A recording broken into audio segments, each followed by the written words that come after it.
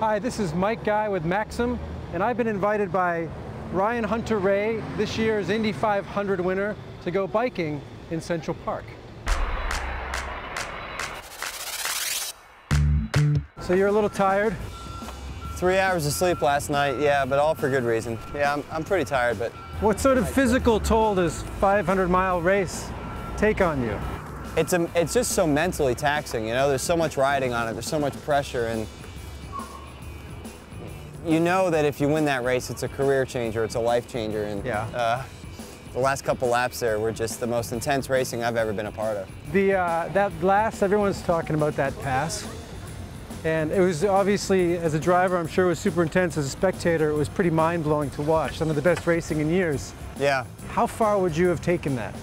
To get a show like that at the end, a race that's that heated and that close, you have to be racing a really, really great racing driver on the other side of it too. And that's why I really tip my hat to Elio. And the fact that we could race that close at 230 miles an hour, not touch wheels, put on what some people are calling, what most people are calling, the greatest finish in the history of the 500. Just, it's awesome to be a part of it.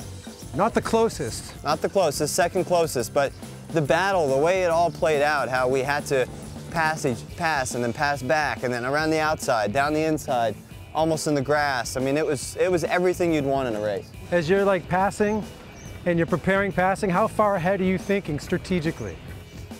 You know, there was no master plan.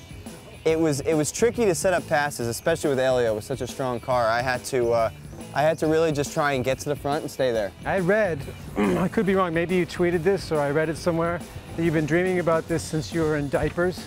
You know, my dad told me that, you know, we used to watch the race together in the living room there, and I'd be in diapers playing with my cars, just like my son is now, you know?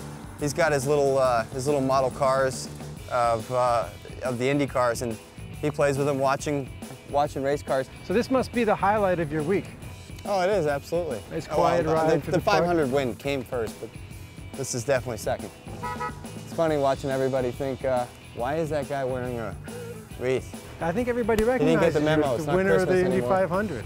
Yeah. Do you have trouble watching races if you're not in the race?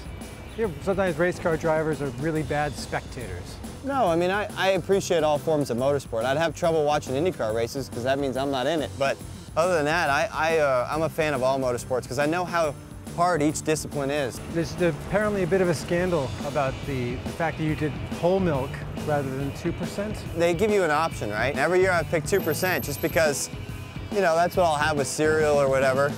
Just kind of naturally 2%, and it's never worked for me. Finally picked whole milk, came up a winner. Interesting. Yeah.